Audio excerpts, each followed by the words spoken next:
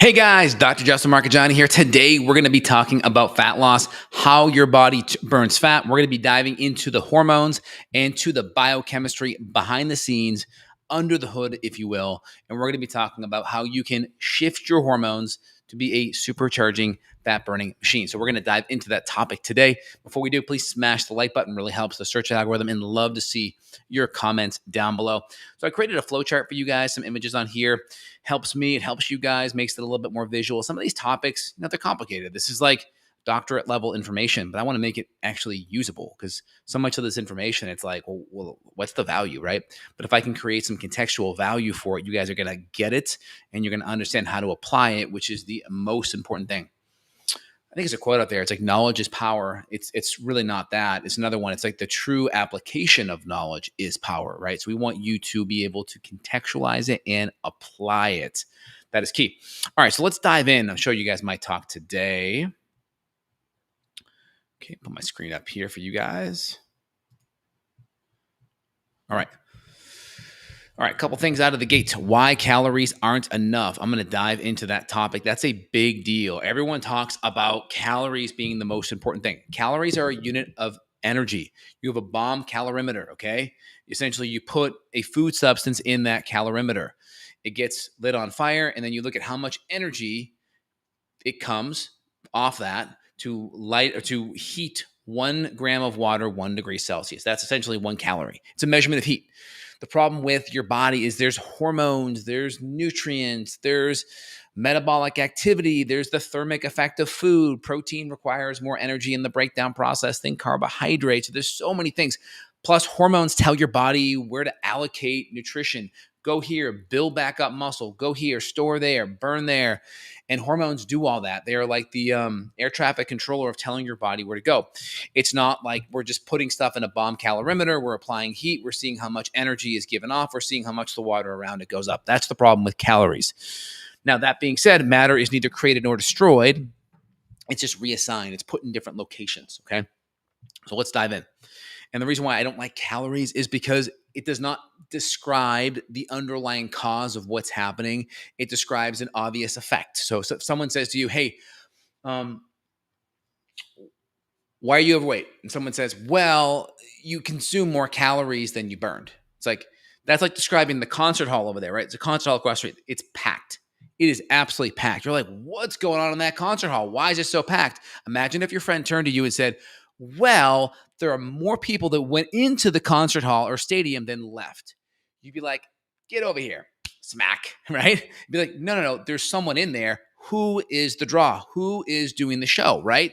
Why are people going in there? What's the cause? Of course, more people went in than left. Of course, that makes sense. It's not the underlying cause. And it's the same reason with calories. Well, you ate more calories than you burned. Well, not really, because not all calories tell your body and your hormones to do the same thing. And then also, certain calories are used to build back up cell membranes and build back up muscle and then turn into hormones. Other calories, your body's like, hey, we're full of glycogen in the muscle and the liver. Here, let's go convert you to fat, right? Not all calories do the same thing because of hormones. So hormones are vitally important. That was a quote I used to give, and I used to give talks. There was a quote I used to give. It was by Yogananda, and the quote went something like this. It was, environment is stronger than willpower. And then I used to take the talk and turn it around into, well, hormones are stronger than willpower. So if you're having a hard time, your hormones and your neurotransmitters are going to put you in a place where willpower does not matter, right? Everyone knows this. Go on a bender, eat too much sugar, don't get a lot of sleep, and then put yourself in an environment where you're around a lot of processed food, or maybe, things that aren't good for you, and you're more than likely to succumb to that, right? It's because hormones and neurotransmitters are stronger than willpower. All right, let's go dive in a little bit, guys. Here we go. So first off, cutting calories can slow your metabolism and increase hunger hormones. So why calories alone aren't enough? You have 2 major hormones. You have ghrelin. Think of ghrelin as growling. It tells your body, right, you're hungry. Ghrelin makes your tummy growl. And then leptin tells your brain that you're full. Leptin's made by the fat cell. Ghrelin, G for ghrelin, G for gut, right? Ghrelin's produced by the gut. Leptin's produced by the fat cell. Leptin says I'm full. Ghrelin says, growl, I'm hungry. Okay, that's kind of how I remember these things, guys. All right.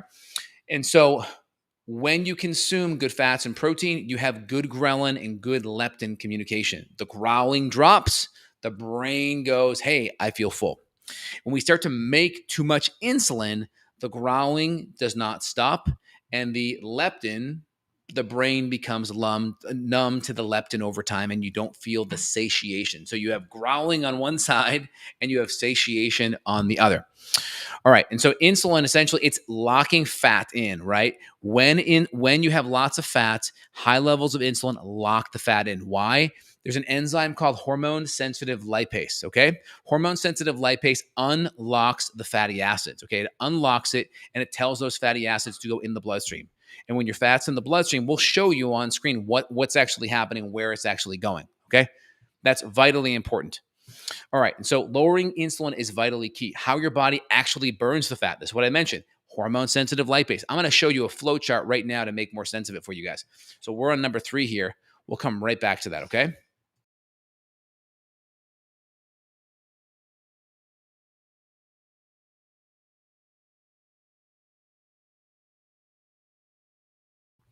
Okay. So we get right here. So, all right, here's what's happening with fatty acids. So we have a triglyceride, it gets converted to a glycerol. So you have, and then 3 fatty acids. Okay. Number 2, we have that glycerol gets converted to glucose in a very small amount. You don't convert a lot of glucose from this glycerol in the fats. And then you have the free fatty acids go to acetyl-CoA and via beta oxidation, and that acetyl-CoA goes into the Krebs cycle of mitochondria. Let me break it down. That's a little complicated, but here we go. So first off, we have our triglyceride right here's our free fatty acid. We have our triglyceride here. We'll go start with triglyceride right here in the upper left-hand corner. That's got a glycerol backbone, 3 of them, right? Because think triglyceride. So we have 3 glycerols, and then we have this fatty acid here. The free fatty acid gets converted to here. We need low insulin to convert this free fatty acid over here. That free fatty acid gets converted to acetyl-CoA. Remember that.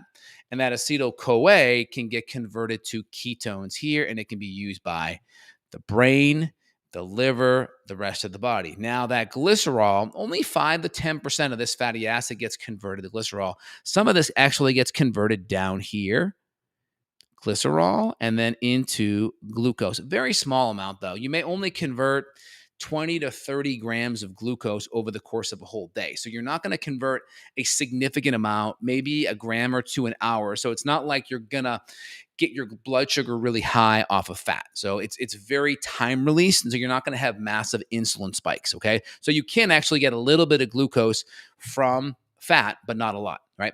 So remember this. Okay, so now this is the flow. So let's recap one more time. Triglyceride here, tri meaning 3, so 3 glycerol, and then 1 fatty acid. Glycerol goes down here, gets converted to glucose, only 5 to 10%.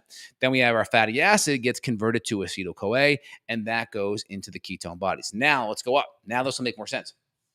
All right, so now we have acetyl-CoA over here, right? That acetyl-CoA can enter into the Krebs cycle, and that churns around twice, and we get these different compounds called NADH and FADH2. All right, they just carry hydrogens, they carry electrons, right? They're called reducing agents or redox compounds. They're just carrying electrons. All right, so we got every time it churns, we have 3 NADH, 1 FADH2. Every molecule that comes in here, we have 2 FADH2, 6 FADH.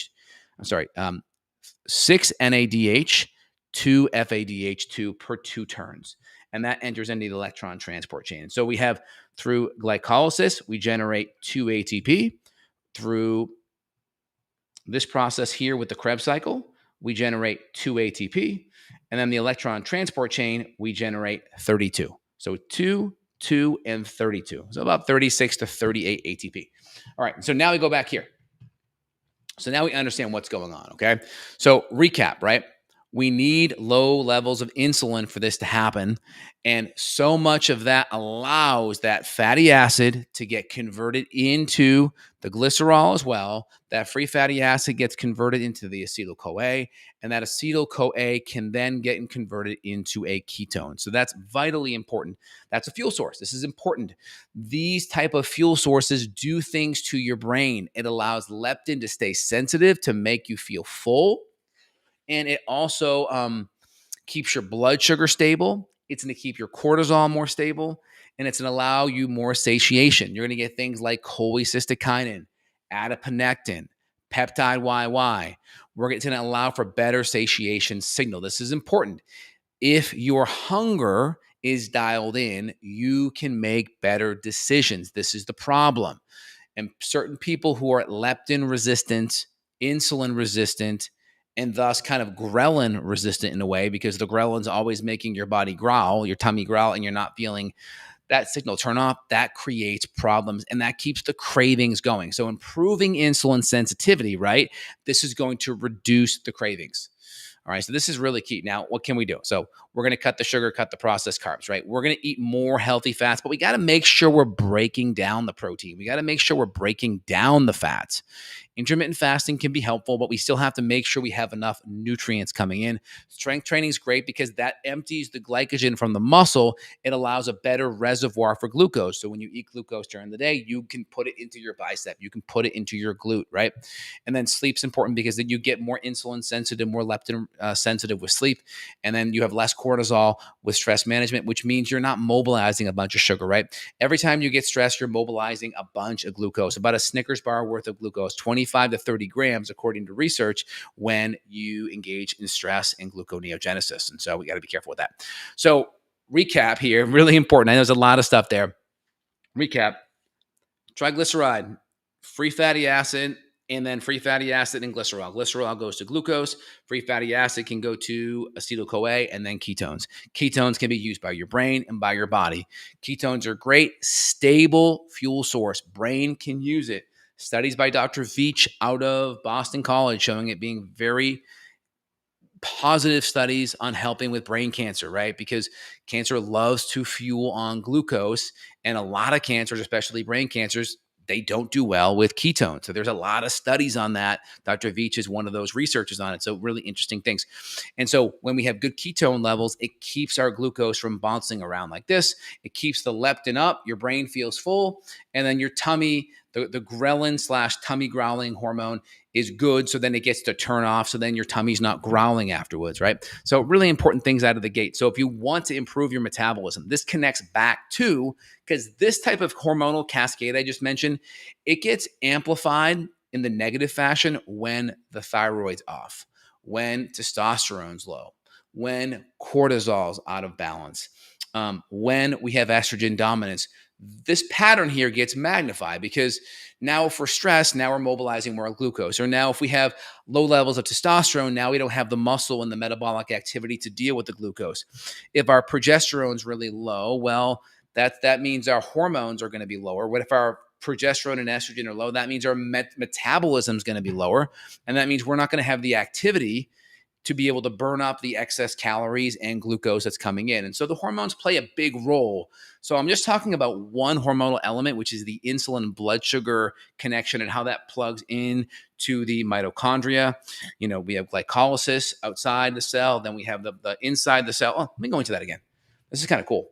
So we have the cytosol and glucose all happening outside, and then we have inside the cell. This is inside the mitochondria here. So these are the big things that are happening in the cell, which is pretty cool.